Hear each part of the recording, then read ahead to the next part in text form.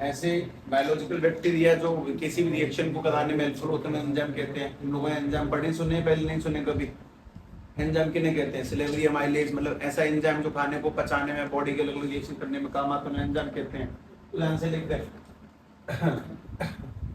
The micro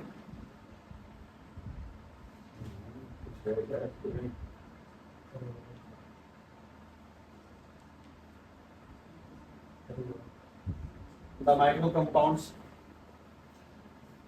which help in which help in carrying out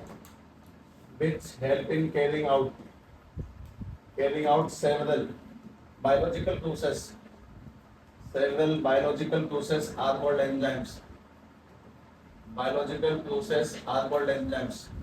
Biological process are called enzymes, मतलब ऐसे micro organism bacteria जो body के अंदर बहुत सारी रिएक्शंस करवाते हैं उन्हें एंजाइम कहते हैं। एंजाइम के बारे में खासियत ये कि एंजाइम के नाम के पीछे नेम्ड बाय प्रीफिक्सिंग नहीं सफिक्सिंग, मतलब इनका नाम बनाने के लिए तुम्हें इनके पीछे 3 लेटर लगाने होते हैं। 3 लेटरों के ASE कुछ ऐसी शक्ल दिखाई देगी। इसका मतलब ये कि इसमें तो समझाता हूँ।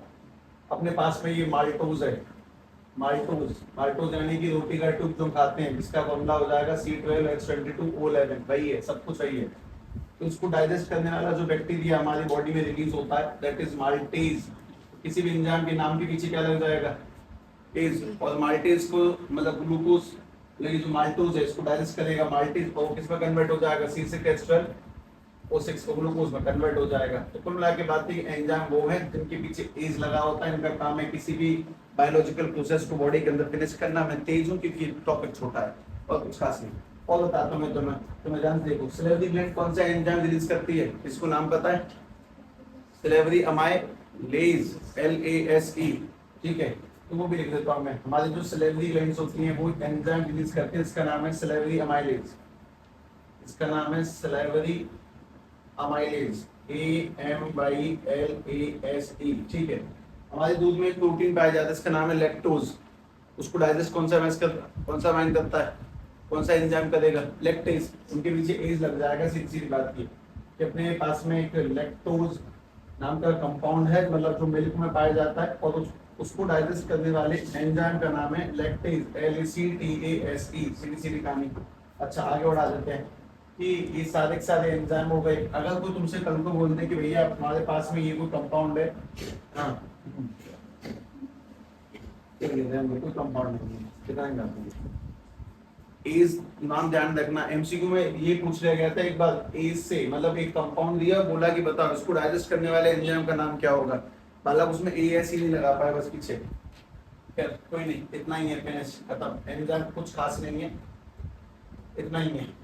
ये जो भी बायोलॉजिकल प्रोसेस को कंप्लीट करते हैं सभी को एंजाइम कहते हैं। बहुत इंपॉर्टेंट चीजें होती हैं, इनके बिना बॉडी अच्छे से काम नहीं करेगी। जब तो डेड बॉडी, ये भी है, डेड बॉडी बहुत लंबे समय तक नहीं रख सकते क्योंकि डेड बॉडी के अंदर कितने केमिकल पैदा होते हैं कि बॉडी को खुद ही खाना शुरू कर देते हैं। उसमें स्मेल आनी स्टार्ट हो जाती है, मतलब बॉडी के केमिकल खुद बॉडी को खाना स्टार्ट कर देते हैं। तो वो भी एंजाइम का चक्कर है।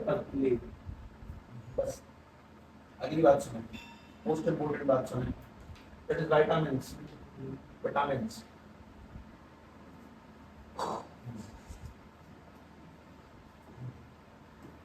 विटामिन, अगर विटामिन का संधि विच्छेद कर, जैसा तुमसे कह रहा था, ये को पूछता नहीं है तो बता देता हूँ। ये टूट के बनता है वाइटल अमाइन नाम के शब्द से। किसी टाइम तक इसमें ये शब्द आया था विटामिन, इसकी स्पेलिंग ये हुआ करती थी, और कन्वर्ट करके बाद में लोगों ने इसको VITAMIN कर दिया। अच्छा, विटामिन है क्या वो सुनो। ये तो वैसी बकवास बात है, इससे कुछ नहीं साबित होता कि मैंने तुम्हें क्या दिखा दिया, नथिंग। अब की बात ये सुने कि विटामिन किन्हें कहते हैं। विटामिन वो जो हमारी बॉडी में स्मॉल अमाउंट में रिक्वायर होती है, बॉडी के बहुत से फंक्शन को करती है, बॉडी में बीमारियों से हमको बचाती हैं, जो हमें डाइट से लेनी पड़ती है, जिनको बॉडी खुद से नहीं बना सकती है, उन्हें विटामिन कहते हैं। ठीक है, vitamin are they are required in small amount in body to perform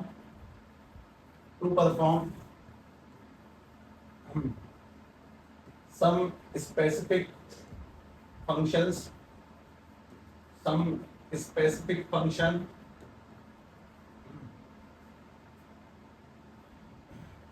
from external agents, मतलब हमें इनको बॉडी में लेना होता है जिससे कुछ काम कर सके। कहाँ से लेते हैं अपन लोग? कुछ एक्सटर्नल एजेंट से। लाइक सबसे पहला एग्जांपल इसका डाइट, सबसे मेन तो डाइट ही है।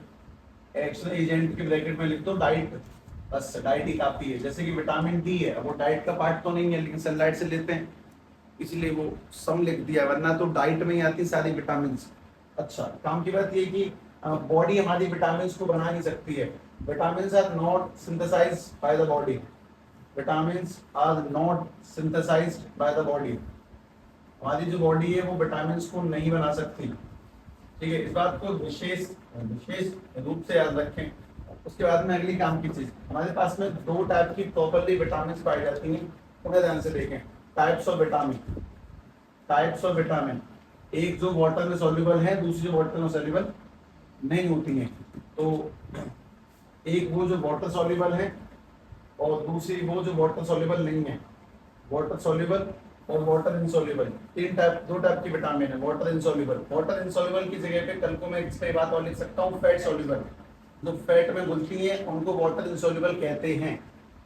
फैट में घुल जाएंगी तो वाटर में नहीं घुलेंगे। अच्छा, ऐसी कौन सी है जो वाटर इनसॉल्युबल है? मैंने तुम्हें नाम बोला था, विटामिन कीड़ा, कीड़ा ये वाटर इनसॉल्युबल है।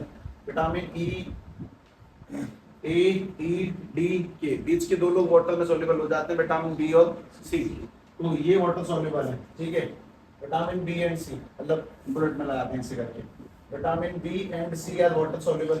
इसमें कुछ और भी काम की बातें निकल के आती है। विटामिन बी के टोटल कितने टाइप पाए जाते हैं? 8 पार्ट, कल से ही बता रही थी। इसके 8 टाइप्स पाए जाते हैं, ठीक है। 8 टाइप्स कौन से ध्यान से देखिए। याद करने का तरीका बहुत सिंपल है, उसमें 4 की टेबल का योगदान नहीं है, आखिरी शब्द पे आता है। विटामिन बी 1 1, विटामिन 2, विटामिन 3 4 नहीं आएगा छोड़ दो, 5 6 7, उसके बाद में 8 नहीं आएगा छोड़ दो, 9 10 11 भी नहीं आएगा छोड़ दो, 12। ये सारी विटामिन बी के मेन टाइप हैं। इन सभी से होने वाली अलग अलग बीमारियां, सभी के अलग अलग नाम हैं, बहुत खतरनाक खतरनाक है, ऊंचे भी जाते हैं कभी कभार, पर ठीक है, कोई दिक्कत नहीं है। जैसे कि लास्ट ईयर का एक सवाल है, कन्वर्जन कौन सी विटामिन की कमी से होता है? पहली बात तो यही हो रही है, कन्वर्जन कहते हैं किसी, कोई दिक्कत नहीं। इसमें कुछ काम की बात है, जो मोस्ट इंपोर्टेंट काम की बात है वो सुना ध्यान से। सबसे पहली काम की बात ये है कि विटामिन ये जो बी और सी हैं, they are not stored in body, they are not stored in body, ये बॉडी में स्टोर नहीं होती है, ठीक है। They excreted through the urine, they excreted through urine, they excreted through urine, urine के थ्रू एक्सक्रीट की जाती हैं। लेकिन ये वाली जो विटामिन है, they are stored in body, ये बॉडी में स्टोर हो जाती है। और ये बॉडी में कहाँ स्टोर होती है भाई? बॉडी में फैट कहाँ पे स्टोर होता है? एडिपोज टिश्यू के अंदर। 5-6 टिश्यू आए थे किसी टाइम पे, बोन मतलब कनेक्टिव टिश्यू में, ब्लड, टेंडन, लिगामेंट, कैरोलर, एडिपोज, 9th में आते हैं। फिर कोई बात नहीं, देख लें। They are stored in body, और बॉडी के अंदर भी कहाँ पे स्टोर होते हैं वो ध्यान से ब्रैकेट में लिख लें। एडिपोज टिश्यू के अंदर इनको स्टोर किया जाता है, एडिपोज टिश्यू के अंदर। देखें पहले कितना लिखें।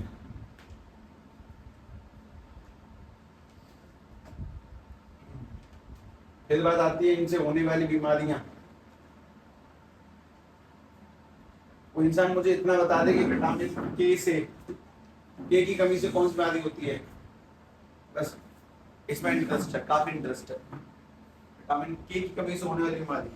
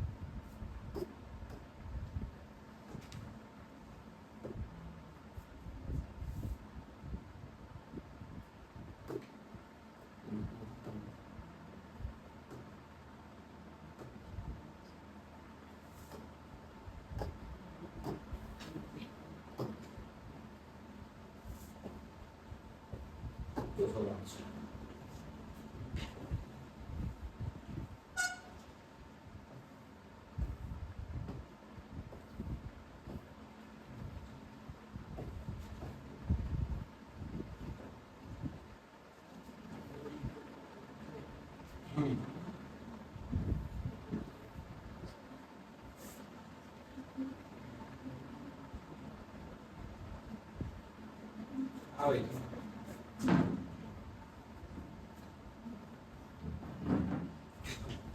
भाई। जीवन में सबसे पहली वाली चैप्टर कब आया था, कौन सी कक्षा में? 6वीं में। Where do food come from? Food improvement and sources, उसी में आता ही पहली बार सब कुछ, जिसमें हम लोग पहली बार पढ़ते हैं नेक्टर किसे कहते हैं, नेक्टर।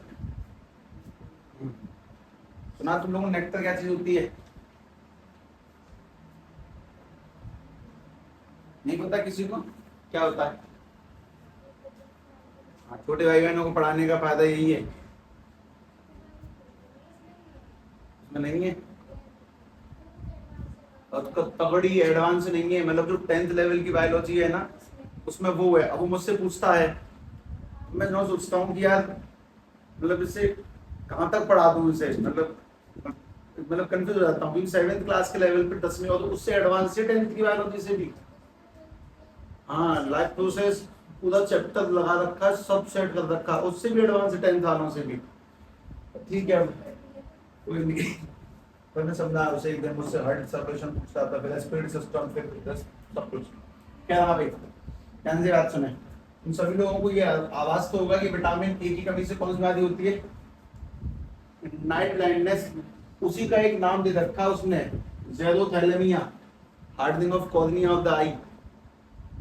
अच्छा कोई नहीं, ये सब मैं ऐसे बोल देता हूँ। विटामिन B1 से सब लोग जानते होंगे बेरी बेरी होती है, विटामिन सी से जानते हैं स्कर्वी होती है, डी से जानते हैं रिकेट्स होती है। हाँ, ई और के ध्यान से जाने, ई से और के से क्या होती है, मतलब मोस्ट इंपोर्टेंट कि हम लोगों को इतना पता है। तुम्हें क्या लगता है इसमें कितनी बीमारियां लिखी हुई हैं टोटल? गिन के बताओ, गिनो कितनी बीमारियां लिखी है इसमें? 9 नहीं है।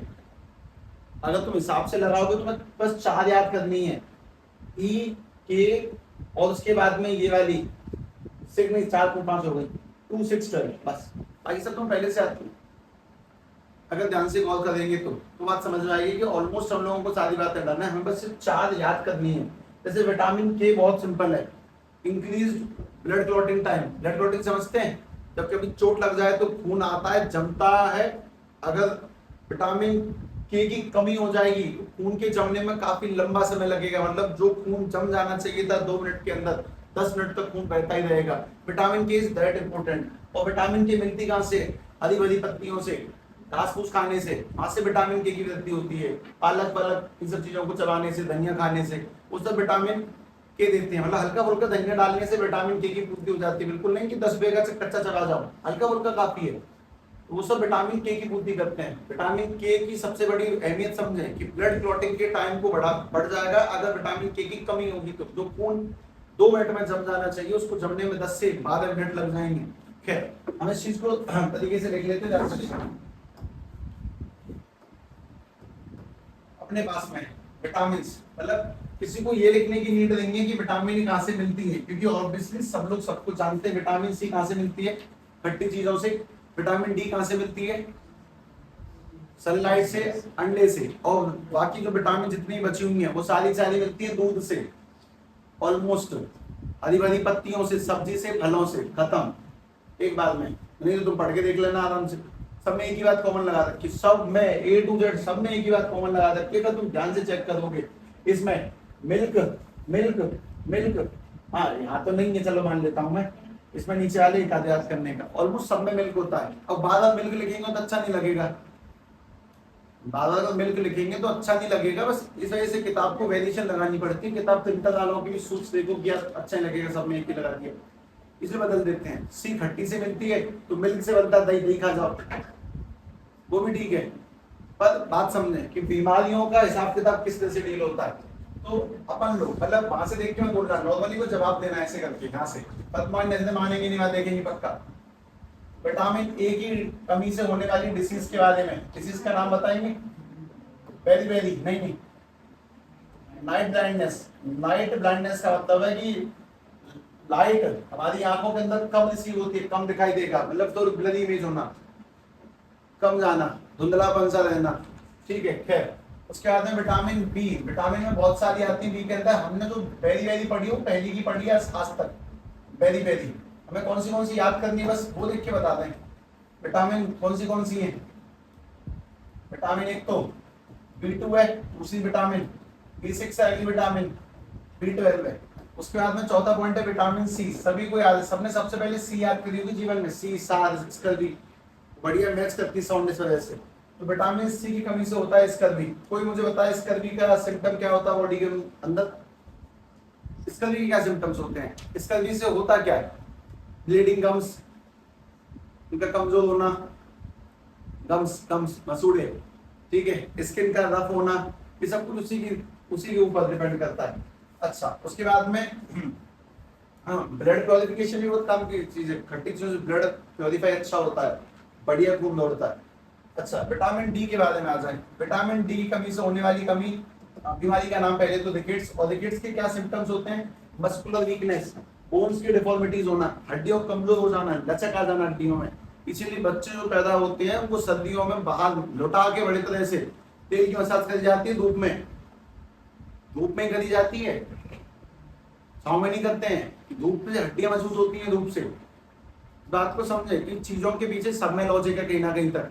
खैर, अगली काम की बात, इसमें और दो विटामिन से, जिस विटामिन में एक तो आती है विटामिन ई और एक विटामिन आती है कौन सी? विटामिन के। तो विटामिन के बहुत इंपॉर्टेंट है, इसलिए सबसे पहले इस पर आ जाएंगे। और बहुत सिंपल है, के से क्लॉटिंग, के फॉर क्लॉटिंग। और कैसे याद कर सकते हो? मतलब हमें सब कुछ तो याद है, हमें नकल हल्की फुल्की सुननी है। तो विटामिन के से होती है क्लॉटिंग में दिक्कत, क्लॉटिंग डिले, ठीक है, डिले इन क्लॉटिंग ऐसे लिखते हैं, डिले इन क्लॉटिंग। अब तुम बस ये छांटो कि मैंने वो लिख दी जो काम की थी, जो हमें याद हो गई। अब कौन सी नहीं लिखी मैंने? 2 6 बाद है और ई, ध्यान से देखना। ई में तो ई में भी लिखते हैं वैसे एक बात, मस्कुलर वीकनेस लिखे, सबसे मेन तो यही है, मस्कुलर वीकनेस। अगर तुमने एड वेड देख लो ना कभी, ज्यादा ध्यान से साइंटिफिक एड देख लें, जो एड दिखाए जाते हैं ऐसे ताकत ताकत के, तो बहुत सी बात है तो वही से याद हो जाएंगी। पर आदमी एड का देखता है, एड से चेंज कर दिया कुछ। एड तब देखते थे जब किसी जमाने में एक टीवी होती थी, सब रिमोट मालिक के हाथ में है, बाकी सब देख रहे हैं, उसकी मर्जी से कुछ चलाए, जो भले न्यूज बना बजा दे वो न्यूज देखेंगे। अब कहाँ हो जमाना।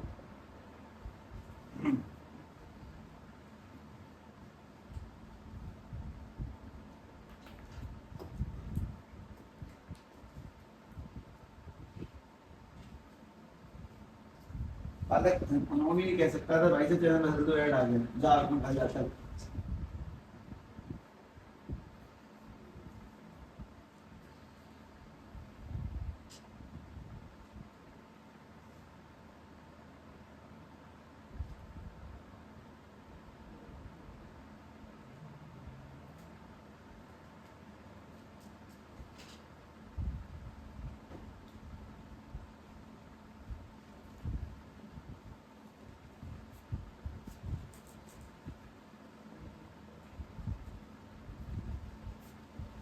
हाँ भाई, B2 में पहली बात तो स्पेलिंग को ध्यान से देख लेना, CHEILOS।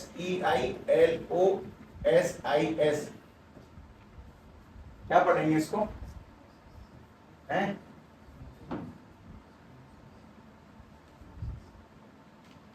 यूलोसिस। ये क्या चीज है? सर्दियों में ये यहाँ से वो फट जाते हैं, कभी घाव से हो जाते हैं, कोने से होठों के किनारे पे, और होठ फट जाते हैं। भाई यही फोटो का बटना है चीजों का, ये यहाँ से। वैसलीन पे कभी देखना वो कौन सी विटामिन होती है उसमें, ये समझ गए किस बात का ना? फोटो का बटना, यहाँ से घाव किनारे पे हो जाना, मुंह नहीं खुलता, खाने में दिक्कत होती है, वही चीज है। अच्छा, उसके बाद में ये एनीमिया। एनीमिया बीमारी का मतलब क्या? Deficiency of haemoglobin, deficiency of haemoglobin, deficiency of haemoglobin in RBC. RBCs में हीमोग्लोबिन जो ऑक्सीजन कैरी करके चलती हैं, मतलब अगर हीमोग्लोबिन नहीं होगा तो ऑक्सीजन कैरी नहीं कर सकते, ऑक्सीजन को सप्लाई नहीं कर सकते हैं, तो ये है। अच्छा, उसके बाद में ये है कन्वर्जन, कन्वर्जन।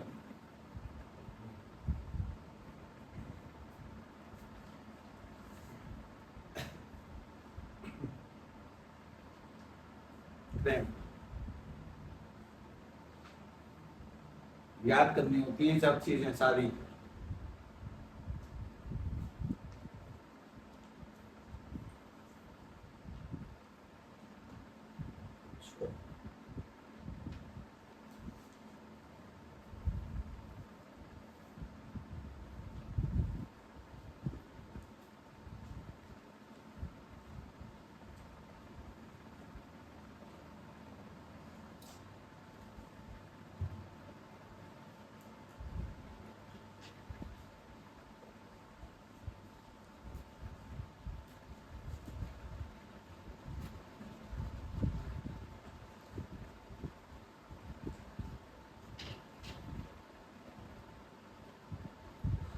15 को बेस के पेपर के बाद में 3 दिन छुट्टी है फिर किस क्यों नहीं 16 से 18 को है क्या कुछ ऐसे ही है ऐसे और बता रहा मैं पेपर का हाँ ध्यान से बात सुने हाँ ये कन्वर्जन क्या चीज है ये बहुत अजीब बात है मतलब ये समझाना मतलब बहुत खतरनाक खेल है इसका मतलब ये होता है जो मैंने एक शब्द बोला क्रैम्प क्रैम्प माने क्या होता है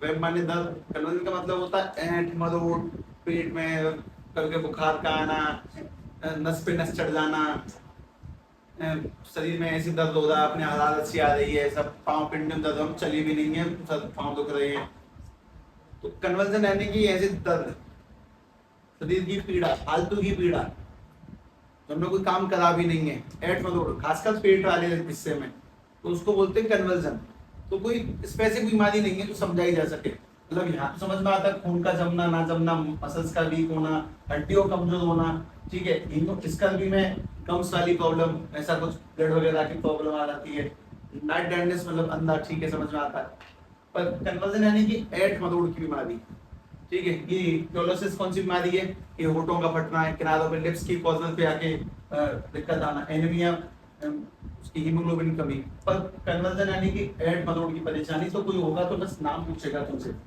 कि विटामिन B6 से कौन सी बीमारी होती है तो सारी नहीं लिखी है तुम्हें सारी याद भी नहीं करनी है अगर तुम बहुत दिमाग से सोचोगे ना तुम्हारे पास बस 4 याद करने के लिए एक तो ये थी इसमें एनीमिया सुनी सुनाई 2 नए शब्द पहली बार अब सुने हैं और विटामिन ई भी तुम ध्यान रख लोगे क्योंकि के से दिक्कत नहीं आने वाली के फॉर क्लॉटिंग बस इसमें अगली काम की बात सुनो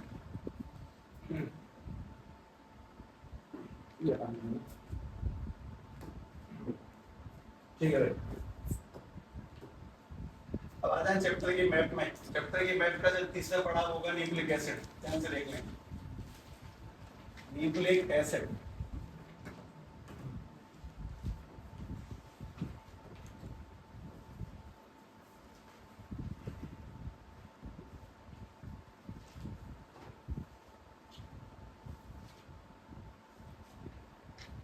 एक जनरेशन से दूसरे जनरेशन में कैरेक्टर ट्रांसफर करने वाले लोगों को क्या बोलते हैं बायोलॉजी वाले जवाब दें जीन्स जीन्स से मिलकर क्या बनते हैं क्रोमोसोम्स कौन सी स्टेज पे आता है मतलब सबसे छोटा कौन है डीएनए जीन एलील क्या मतलब ऑर्डर क्या है मतलब जैसे जीन से मतलब अलील से जीन जीन से क्रोमोसोम क्रोमोसोम से डीएनए बनता है या फिर उल्टा सबसे छोटा कौन है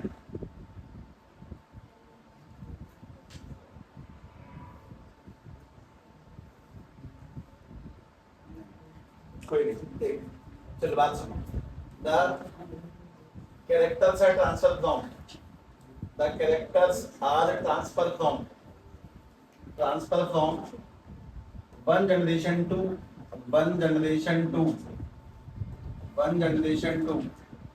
another generation through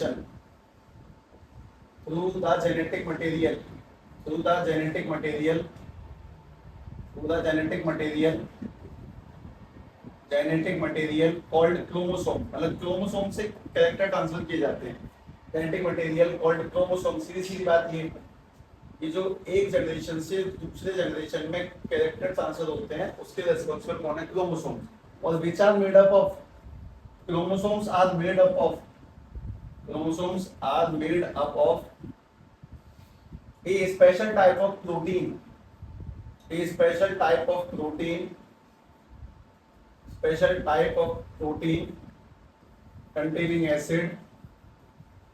containing acid called nucleic acid उसी को हम लोग न्यूक्लिक एसिड कहते हैं containing acid called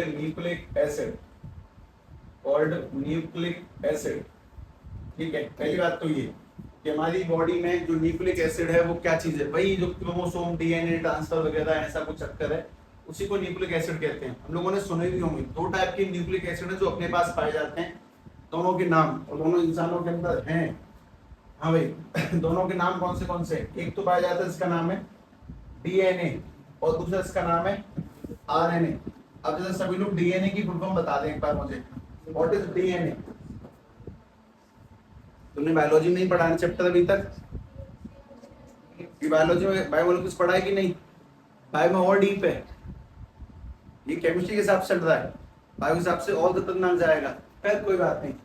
हाँ भाई, डीएनए की फुल क्या होती है? Deoxy ribo nucleic acid, deoxy ribo nucleic acid, nucleic acid, nucleic acid, ठीक है। और इसके बाद में इस ये वाला कौन सा? राइबो न्यूक्लिक एसिड, इसको कभी कभी राइबोस भी बोल देते हैं, तो राइबो न्यूक्लिक एसिड भी ठीक है, राइबोस बोलते तो भी कोई दिक्कत नहीं है। Ribose nucleic acid, nucleic acid. अच्छा बात ये कि इसमें डीऑक्सी और ये क्या चक्कर है वो मैं तुम्हें समझाता हूँ। सबसे पहली बात तो इस पूरे खेल को सही लेवल पे समझने के लिए ये बात समझने की न्यूक्लिक एसिड 3 चीजों से मिलकर बना होता है, ठीक है। वो सुनिए, न्यूक्लिक एसिड के बारे में काम की बात, मैं इसको डिफाइन की फॉर्मेट में नहीं लिखूंगा, ये डेफिनेशन फॉर्म में नहीं लिखा जाएगा, हालांकि बुक में डेफिनेशन फॉर्म नहीं है, मैं जिस फॉर्म में लिखा हूँ वो फॉर्म ध्यान से देखें। न्यूक्लिक एसिड बनने के लिए हमारे पास में क्या क्या चाहिए? एक तो चाहिए पेंटोज शुगर, एक तो इसकी नीड होती है। उसके बाद में चाहिए एक फॉस्फोरिक एसिड, फॉस्फोरिक एसिड एक ये लगता है फॉस्फोरिक एसिड, और एक होता है nitrogen containing base, nitrogen containing base, जिसमें नाइट्रोजन होता है उस टाइप का एक बेस, नाइट्रोजन कंटेनिंग बेस। ये 3 चीजों से मिलकर बनता है न्यूक्लिक एसिड, यानी कि डीएनए आरएनए।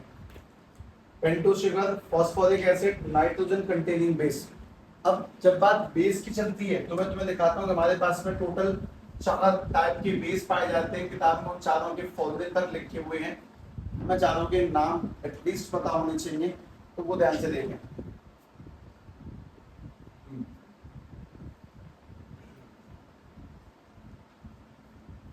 किताब में बने हैं चारों, मतलब पहले ऊपर 3 बने हैं, फिर नीचे 2 बने हैं, 5 बने हैं टोटल, ठीक है। तो मैं तुम्हें बेस के बारे में बताता हूँ। डीएनए के अंदर डीएनए कंटेन 4 बेस, डीएनए पर भी 4 बेस पाए जाते हैं, और आरएनए में 4 बेस पाए जाते हैं। तो अपन लोग एक एक करके मैं इनको पढ़ेंगे। पहले पढ़ेंगे नाइट्रोजन बेस, फिर पढ़ेंगे पेंटोज शुगर, और फिर पढ़ेंगे phosphoric acid. RNA also have 4 base, इनमें 4 बेस पाए जाते हैं। 4 बेसों को याद करने के लिए बहुत सिंपल सा वर्ड है, दैट इज एजीसीटी, एजीसीटी, एजीसीटी। ये 4 बेस हैं।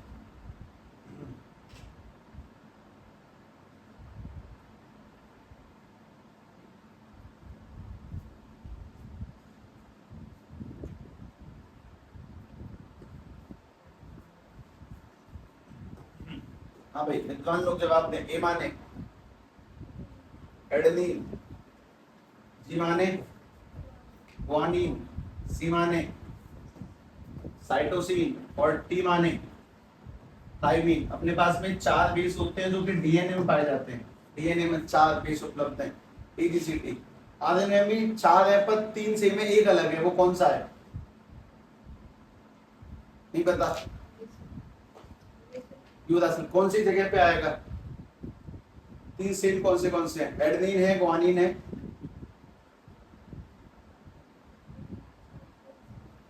साइटोसिन भी है, यूरासिल। तो 4 जो बेस हैं इसके अंदर वो एडेनिन, ग्वानिन, उसके बाद साइटोसिन और थाइमिन की जगह पर यूरासिल। साइटोसिन और थाइमिन की जगह पर आएगा यूरासिल। अपने पास में इसमें भी 4 बेस पाए जाते हैं। आरएनए डीएनए में 4 बेस हैं, 3 दोनों में सेम है, एक अलग अलग है दोनों में, उसमें थाइमिन और उसमें यूरासिल पाया जाता है, ठीक है। ध्यान से लिख लें। अभी अपन लोग न्यूक्लिक एसिड डीएनए बनाने वाले हैं, लेकिन इससे थोड़ा लेंथी पड़ जाएगा मामला कवर करना, क्योंकि डबल स्ट्रैंड 2 टाइप के, मतलब डीएनए में आरएनए। वैसे डीएनए आरएनए डिफरेंस क्या है?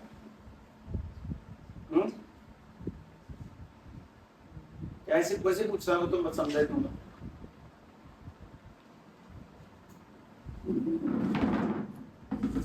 इतनी मुश्किलों से तो तुम उस जगह पर पहुंचे जहां तुम्हें बायोलॉजी दिखाने का मौका मिल रहा है। एक ही चैप्टर है, अभी पढ़ा नहीं है अभी, कोई बात नहीं। उसमें डीप है, उसमें और गहरी बातें हैं, इनमें इतना खतरनाक नहीं है। चैप्टर है केमिस्ट्री में डाल दिया, बायोलॉजी का है वैसे तो, उसमें में और डिटेल में अच्छे से प्रॉपरली, मतलब कि उस जगह पे तो बैठने ग्वानिन साइटोसिन थायमिन की जो फॉर्मूले केमिस्ट्री किताब में दिए गए हैं बना बना के, उनको भी बनाओगे।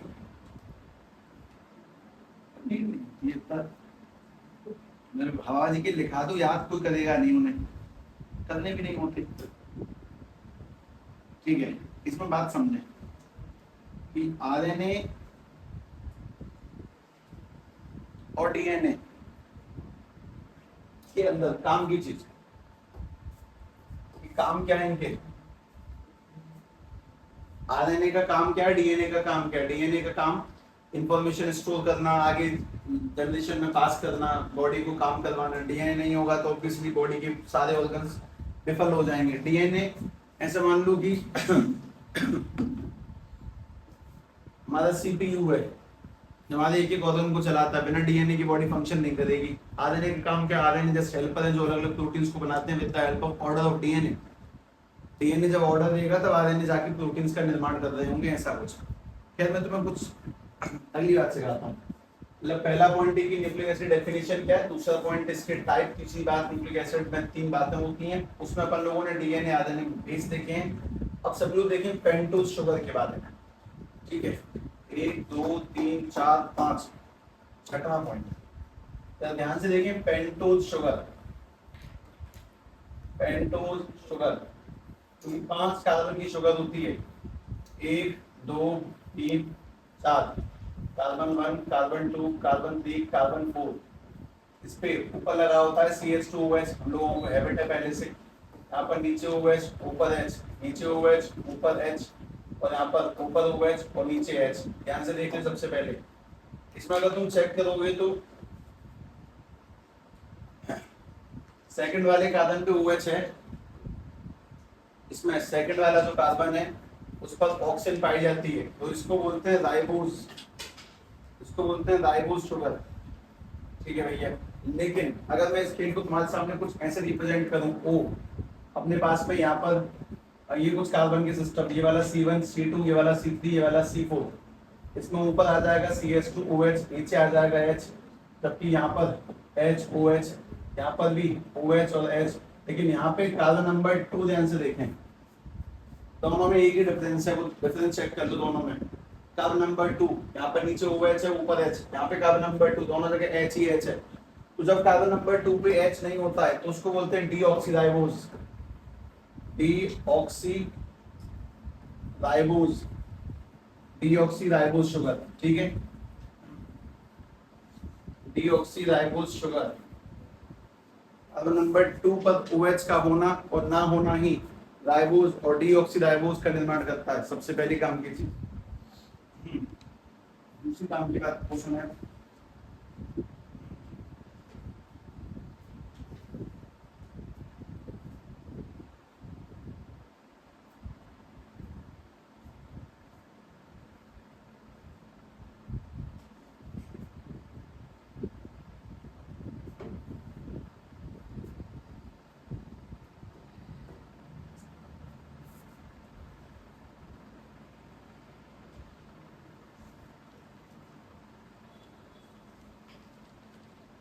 नहीं इसी रफ्तार से याद होनी चाहिए चीजें ऐसे।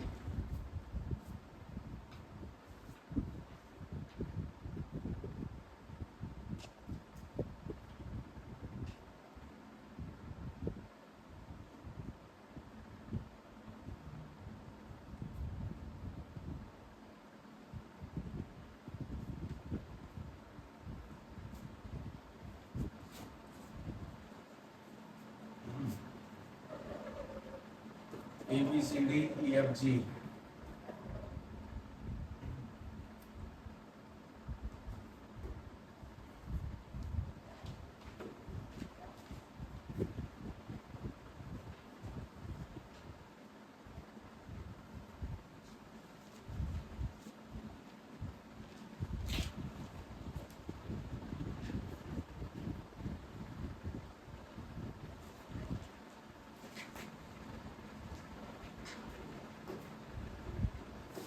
हाँ भाई अगली बात सुने।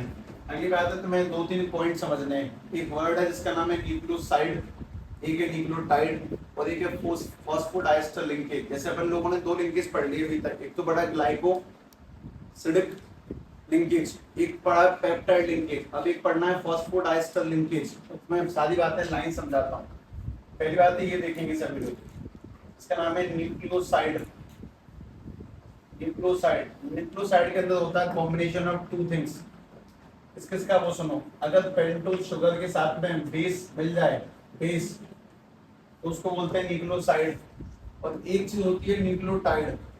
न्यूक्लियोटाइड में जो टी नाम का वर्ड है वो तुम्हारी बहुत ज्यादा हेल्प करेगा। टी माने 3, तो इसमें होते हैं पेंटोज शुगर प्लस में बेस और प्लस में होता है फॉस्फोरिक ग्रुप। इसमें ये 3 चीजें पाई जाती हैं। अगर 3 चीजें तो उसको टाइड बोलेंगे, और अगर 2 चीजें तो उसको साइड बोला जाएगा। अब बनाने का तरीका समझो ध्यान से। बनने का तरीका बहुत सिंपल सा ये कि अपने पास में ये एक पेंटोज शुगर है, ठीक है, carbon number 1, carbon number 2, carbon number 3, carbon number 4 और इसके ऊपर लगा हुआ 5। यहाँ पर अगर पहले ध्यान से देख लो, कार्बन नंबर 1 पर होता है हमेशा अटैच ऐसे करके बेस। अभी बेस कौन सा हो सकता है? डीएनए, तो AGCT कोई सा बेस हो सकता है। ये वैसे चारों होते हैं डीएनए में बेस। A से T अटैच होता है, G से C अटैच होता है, डबल बॉन्ड और ट्रिपल बॉन्ड से, बाद में लिखूंगा। पहली बात ये कि अगर पेंटोज शुगर के साथ में बेस अटैच है तो उसको बोलते हैं न्यूक्लियोसाइड।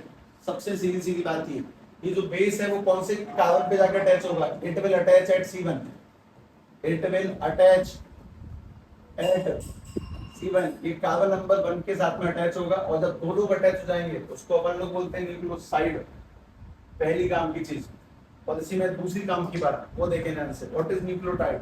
अगर तुम्हारे पास में ये पेंटोज शुगर बन चुकी है पहले से, ये रही पेंटोज शुगर, एक सेकंड सफाई से, ये रही पेंटोज शुगर, ये वाला 1, ये वाला 4,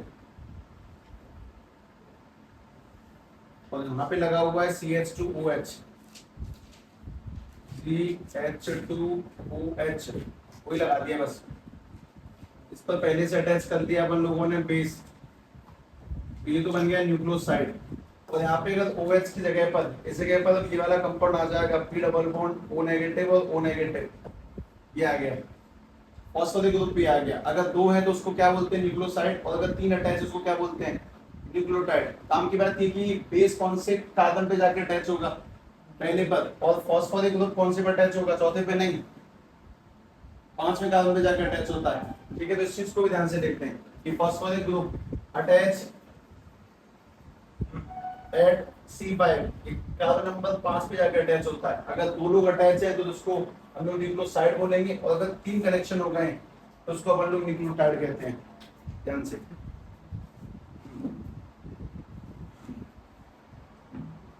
ये सब तुम्हारी बॉडी में पाई जाने वाली चीजें हैं। जस्ट इमेजिन तुम पढ़ रहे हो, जिन्होंने ढूंढा होगा, कितना तो समय लगा होगा, कुछ खास नहीं, पिछले 70-80 सालों की कहानी है पूरी।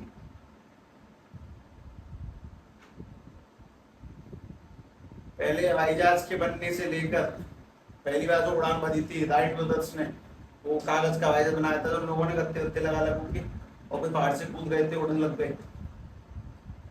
मून तक जाने में, इतना तगड़ा स्पेसशिप बनाने में मात्र 66 साल का अंतर है। मत सोचो, इतनी स्ट्रॉन्ग डिस्कवरी, इतनी स्पीड से रैपिड ग्रोथ हुई है।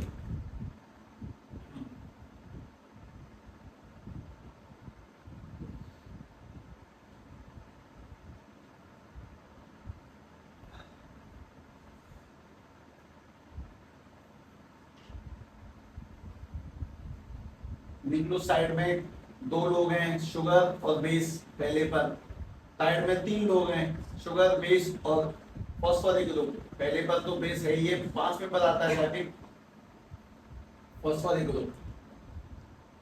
फॉस्फोरिक ग्रुप पे 2 जगह पे नेगेटिव चार्ज और दिखाई देंगे तुम्हें, है ना, O नेगेटिव O नेगेटिव।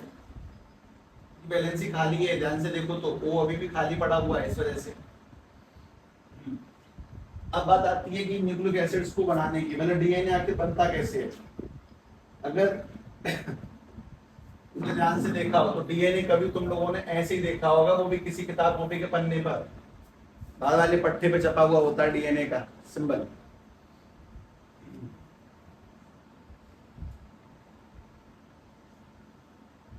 अच्छा इसमें किताब में ढूंढूंगा नहीं उसे। अच्छा तो अगर डीएनए को तोड़ दे तो डीएनए का एक छोटा सा सेगमेंट है ये जब इसको जोड़ जोड़ के कनेक्ट करेंगे तब जाके बनेगा पूरा डीएनए का मॉलिक्यूल। तो इसका जुड़ाव देखना ध्यान से कैसे जुड़ता है। इसको जोड़ने वाला सिस्टम ध्यान से तरीके से सुने समझें। इसको जोड़ने का तरीका, इसको जोड़ने का तरीका बहुत सिंपल सा ये कि अपन लोग सबसे पहले तो ये पेंटोस शुगर बनाएंगे। उन लोगों की बनाने की स्पीड थोड़ी सी स्लो है, मतलब कुछ ज्यादा ही स्लो है क्योंकि अभ्यास में नहीं है, इस वजह से तुम्हें लगता है कि यार कितनी खतरनाक चीज चल रही है। हमारे पास में this speed double bond O ऊपर नेगेटिव वापस से ऊपर नेगेटिव, और यहाँ पर तो एक को चल ही रहा था। ठीक, कार्बन नंबर कौन सा, ये वाला 1, ये वाला कार्बन नंबर 2, ये वाला कार्बन नंबर 3। जब दो न्यूक्लियोटाइड को जोड़ेंगे लगातार तो उससे बनते हैं न्यूक्लिक एसिड्स। और न्यूक्लियोटाइड जोड़ने के लिए तुम्हें एक काम करना है, सभी लोग वो काम देखें। इसको 2 बार बनाएंगे।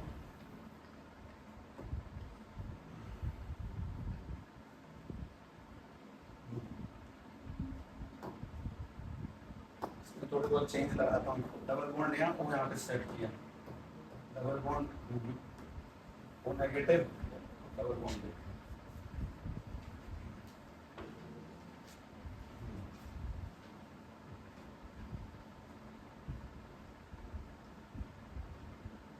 बना दो बार बनाओ। उसके नीचे बनाना कार्बन नंबर 3 के नीचे वो नेगेटिव आना चाहिए।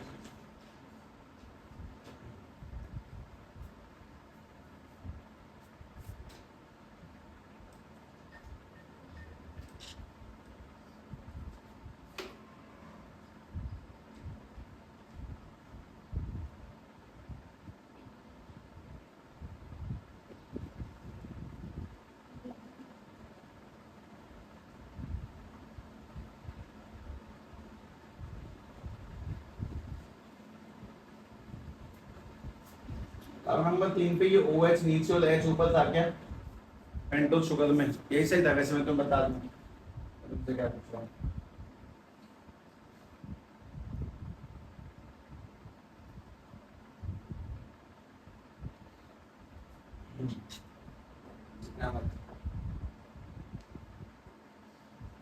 यहाँ पर एक लिंकेज होगा किस किस के बीच में, वो सुन लो। कार्बन नंबर तीसरा C3 इस O नेगेटिव जाके अटैच हो जाएगा। अगली बार में भी ये वाला कार्बन नंबर 3 अगले O नेगेटिव जाके अटैच होगा, अगले कार्बन नंबर 3 अगले O नेगेटिव से, और लगातार न्यूक्लियोटाइड से न्यूक्लियोटाइड से न्यूक्लियोटाइड अटैच होकर क्या बना देंगे, न्यूक्लिक एसिड। अच्छा ये जो लिंक है इन दोनों के बीच में, ये जो इन दोनों के बीच में ये जो लिंक बना हुआ है कार्बन नंबर 3 के बीच में और फॉस्फोरिक ग्रुप के बीच में, ये जो लिंक है इसी से बनते हैं न्यूक्लिक एसिड्स। डीएनए आरएनए इसी लिंक से बनते हैं, और इस लिंक का जो नाम है that is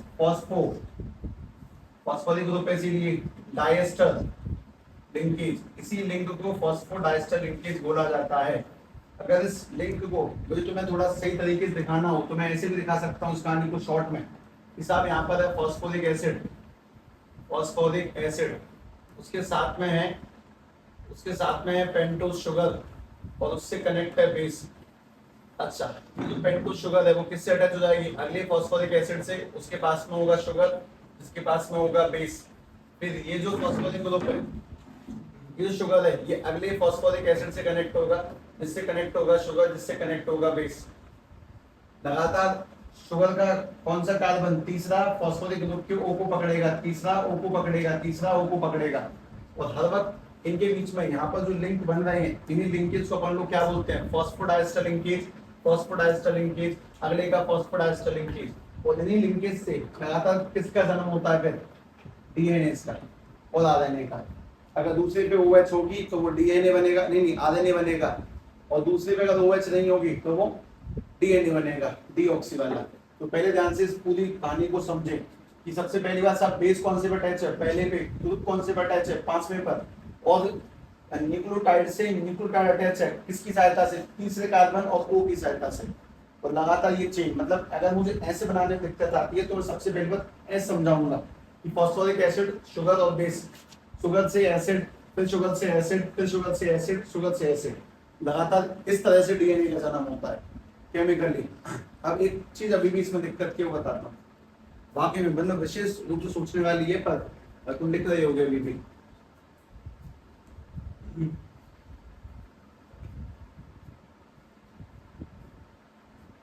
carbon, oxygen, base, ये सभी तो हैं, सब एटम से मिलकर बने हैं। तो एटम लिविंग थिंग है कि नॉन लिविंग थिंग है?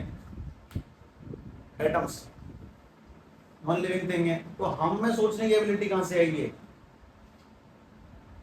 भाई? हम सब बने कार्बन से, नाइट्रोजन से, ऑक्सीजन से, हाइड्रोजन से, जो कि लिविंग नॉन लिविंग थिंग है। तो हम सोच कैसे पाते हैं, मतलब ब्रेन कैसे काम करता है?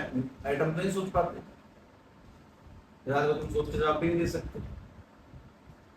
मतलब भगवान जाने, यहीं से ये शब्दों उत्पन्न किया गया था कि जब सब कुछ नॉन लिविंग थिंग है तो आखिर ये जीव जान क्या चीज है, मतलब लाइफ है क्या फिर?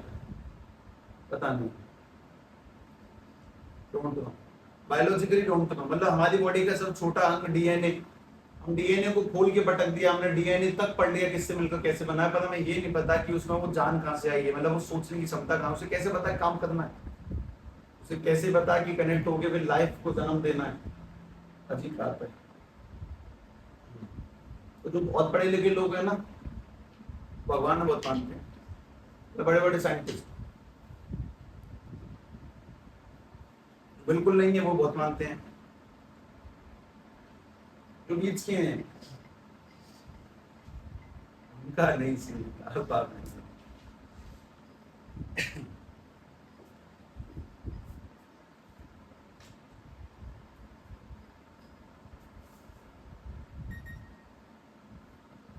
तो अगर तुम भगवान को मानते तो दो कैटेगरी में आते थे।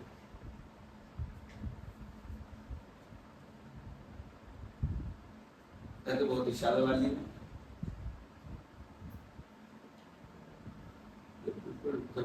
हाँ पवन की आगे वाली स्थिति, और या फिर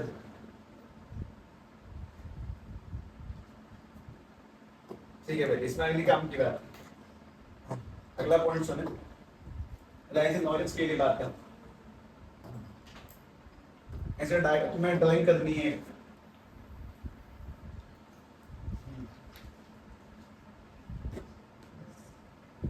मूवीज पट्टी, मूवीज पट्टी एक रियल लाइफ चीज है, जानते नहीं हो, टाइमलाइन को लेके काम में आती है, नहीं प्रिंट के लिए कैसे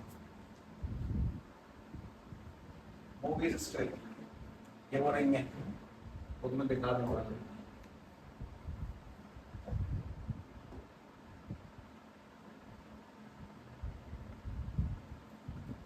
हाँ भाई, तो ये बन गया डीएनए, और डीएनए में होते हैं 4 बेस, ए, जी,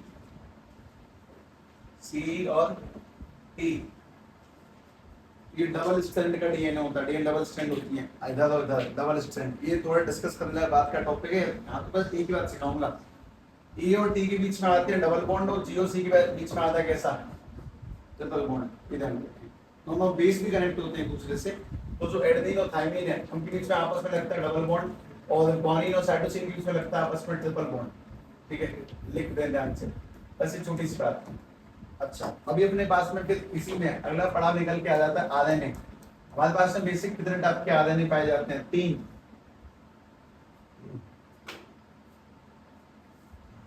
कोई शायद तो बता दे 3 टाइप के आरएनए कौन से हैं, तुमने पढ़ा नहीं है? हाँ,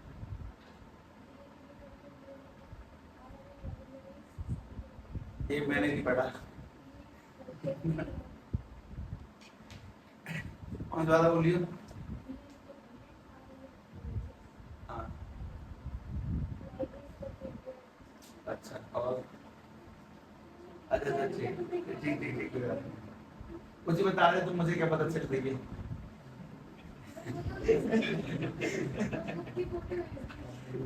ऐसे करना।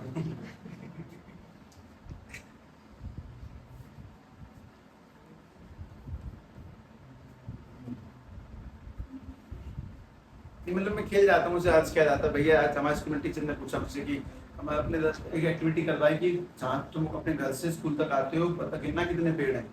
मैं तुमको बोल देता, कितने बताता, तुम बोलते 587। बात ही खत्म हो जाती वहां पे। क्या कहते ज्यादा ज्यादा 587 नींद में नहीं, गिन लो फिर गिन के बताते। आप गिनो, मैंने तो गिन ली। मानो मत बनना, खेल जाकर दो इन जगहों पे। हाँ भाई सुने,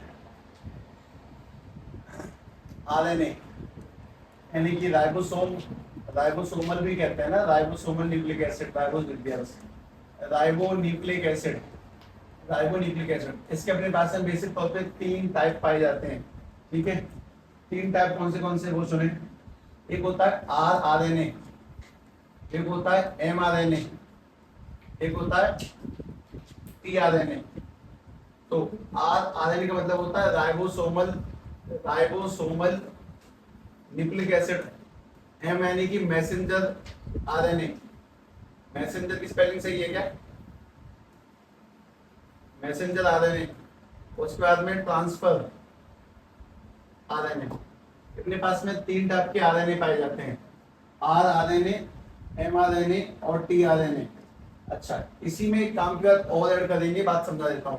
आरआरएनए और एम, ये तो बहुत सिंपल समझ में आता है। एमआरएनए का काम क्या है, इस जगह तक मैसेज को लेके जाना प्रोटीन को बनाने के लिए, कि ये वाला प्रोटीन बनना है। जैसे अपने पास अपनी बॉडी में वो बैक्टीरिया घुस गया, तो उसको मारने के लिए किसी टाइप का स्पेशल प्रोटीन चाहिए, उसको मैसेज ले जाने का काम इसका।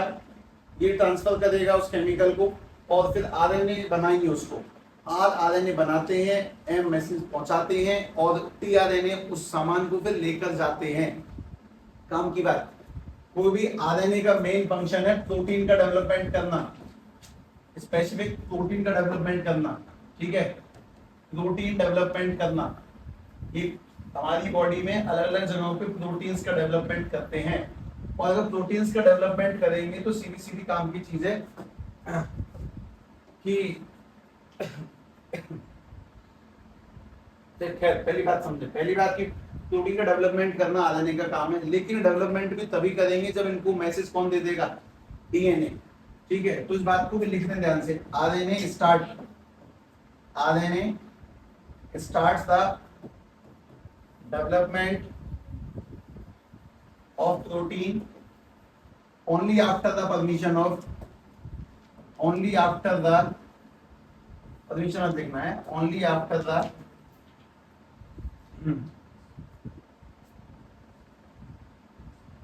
message from DNA, ठीक है। परमिशन भी लिख सकते हैं। आरएनए जो प्रोटीन बनाएंगे वो भी सिर्फ डीएनए की परमिशन के बाद ही बनाएंगे, अपने आप नहीं बना सकते। मतलब डीएनए ही कंट्रोल करता है, डीएनए ही हमारा ब्रेन है, हमारी सेल्स का ब्रेन डीएनए है। और डीएनए का मेन काम क्या है, हमारी सेल को कोऑर्डिनेट करना, उसमें कौन सी ज्यादा है कौन सी कम है, क्या बनाने की आवश्यकता है, किस लड़ने की आवश्यकता है, कौन सा केमिकल रिलीज करना है, मतलब सारा का सारा काम करते हैं आरएनए। और वो काम करवाता कौन है, डीएनए। आरएनए के जो भी लोग हैं वो सामान लेकर आएंगे, मैसेज पहुंचाएंगे। सामान बनाने वाले लोगों के नाम आर, मैसेज पहुंचाने वाले लोगों के नाम एम, और जो उस सामान बनने को एक जगह से दूसरी प्लेस पे सप्लाई करते हैं वो टी। और इन्हीं से हमारी इम्यूनिटी काम करती है। किसी बैक्टीरिया वायरस को मारने के लिए जो बॉडी में मैसेज पहुंचते हैं वो एक्चुअली में इनसे तो होता सब कुछ। तो डीएनए नहीं होगा तो ऑब्वियसली आदमी वैसे ही मर जाएगा। डीएनए पूरे सेल को कोऑर्डिनेट करता है। और डीएनए किससे मिलकर बना, कार्बन, इन सब चीजों से। वो तो नॉन लिविंग है और हम लिविंग है, इल्यूजन है ये दुनिया।